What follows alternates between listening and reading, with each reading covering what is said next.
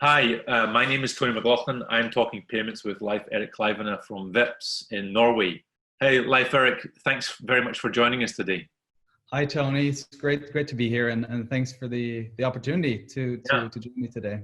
Hey, Leif, tell us a little bit about Vips, a super app in Norway that not many people may know about. So tell us about Vips. Yeah, so Vips is Norway's leading mobile payment app. It's reached around the 3.7 million people, which is approximately 75% of the Norwegian population. And I think we're gonna spend more time talking about this solution. So Yeah. I'll get into more of that later.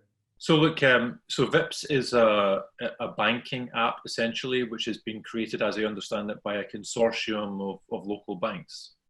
Yeah, that's right. So Vips was conceived within DNB, the leading Norwegian bank, but then at a certain point in time, this app was spun off from the bank, and the other banks were invited into to collaborate on this solution. I think that has sort of been one of the key drivers for success, that everyone has gathered around one common solution, and enabling that network effect.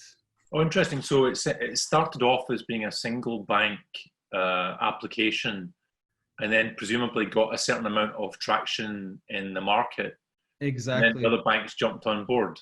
Yeah, no, that's a pretty good accurate description. So I think the starting point for Vips was that it was created by DNB to meet increasingly changing consumer demands, to meet regulatory changes from PSD2, and also increasing threats from international players. And so the application was launched in 2015, and the basic idea was simplification and ubiquity. And with regards to simplification, the idea was to create a solution where that could enable users to make payments as easy as sending an SMS, Yeah. and by using a phone number as a proxy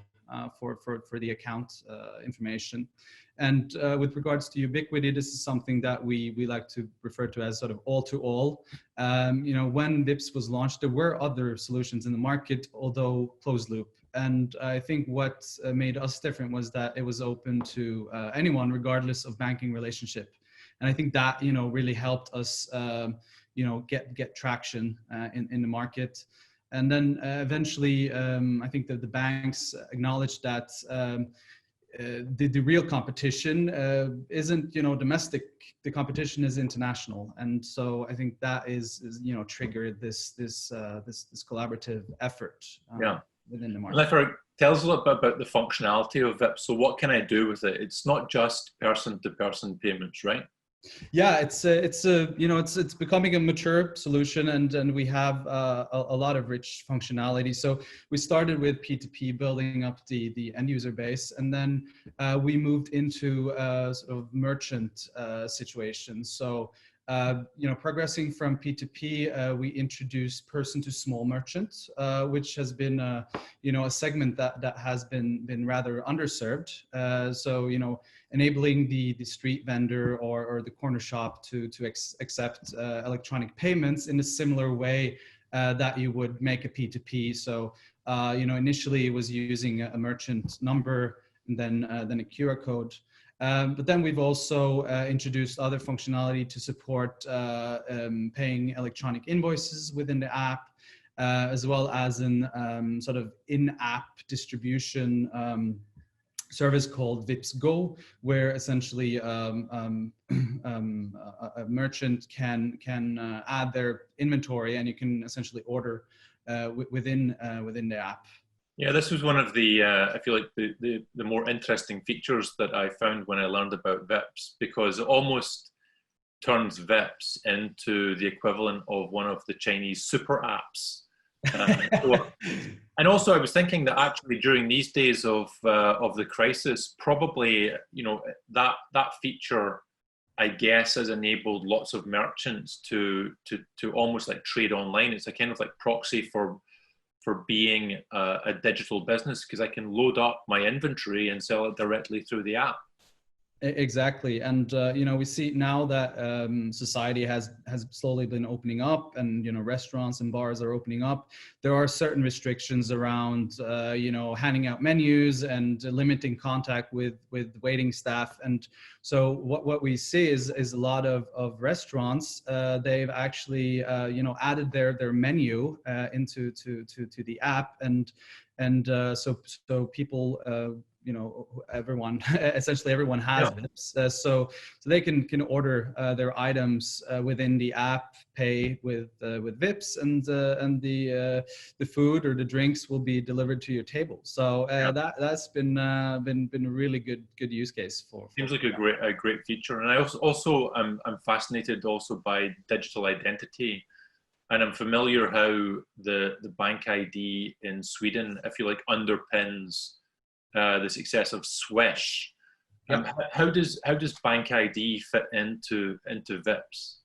Yeah, so that's a really good question, and I think that bank ID was a key enabler for VIPs in its early days, because it enabled customers to onboard simply, and everyone, essentially everyone in Norway has a digital or a bank ID.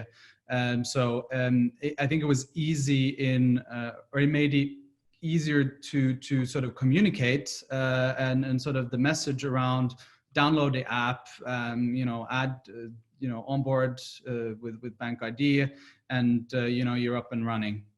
Yeah. So I think that has been essential for our success.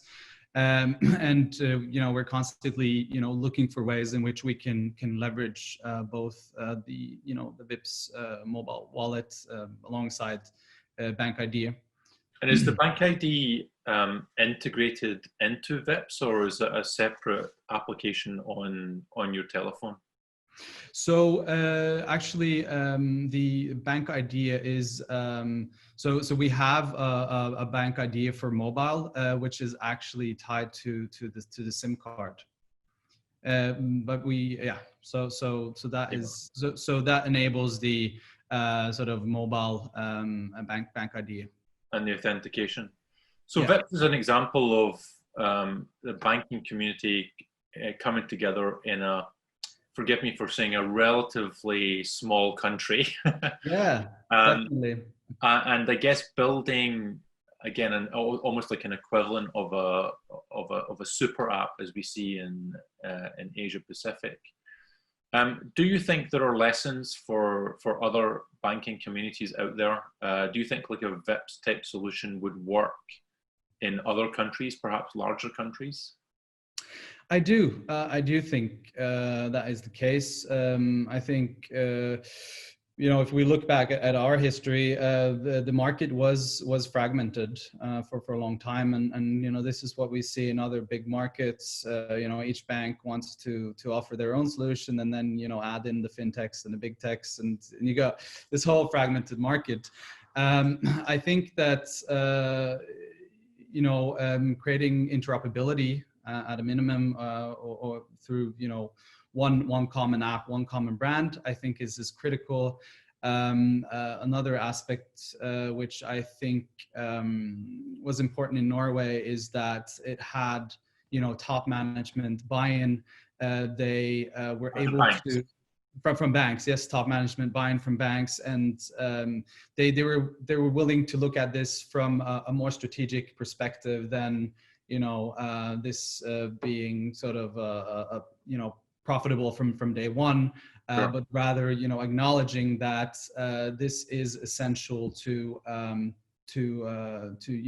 keep up with current developments, creating new propositions for our customers, and enabling a new channel for interacting with customers.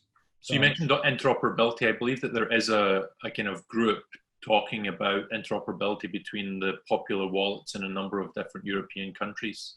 Is that something that VIPS is engaged in?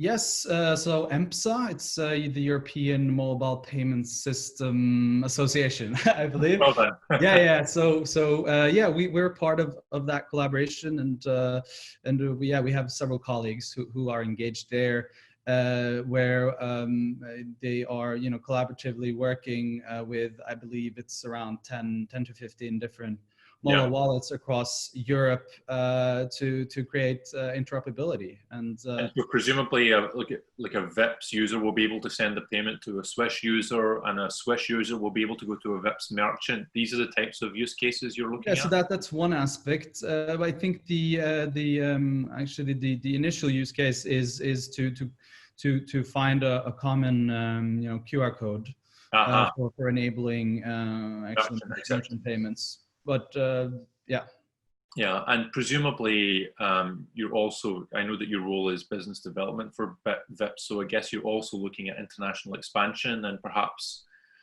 taking the VIPS solution into other countries. Yes, definitely. That's my main focus.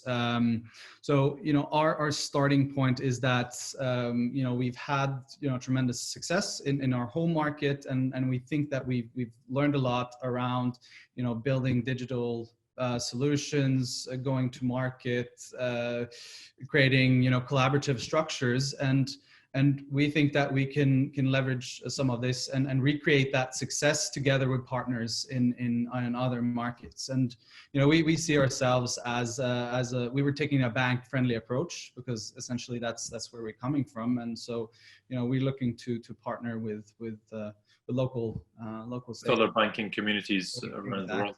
Exactly. So Leif Erik, thank you very much for giving us this taster, only the merest taster of the wonderful application that you guys have developed. I can't help but notice that you're in an office environment, so you're back at work. So my final question is, now that you're gradually getting back at work, the tendency may be to try to get back to normal life as quickly as possible, but are there things from the lockdown that you've learned that you will want to take back into your post-lockdown life? Yeah, certainly. So I like the flexibility in working remotely, and I think these 3 months of lockdown show that you don't necessarily have to go into the office every day to perform well. I think that productivity has been good, supported by all these digital tools that we have. I think another aspect is more awareness around personal hygiene. I think I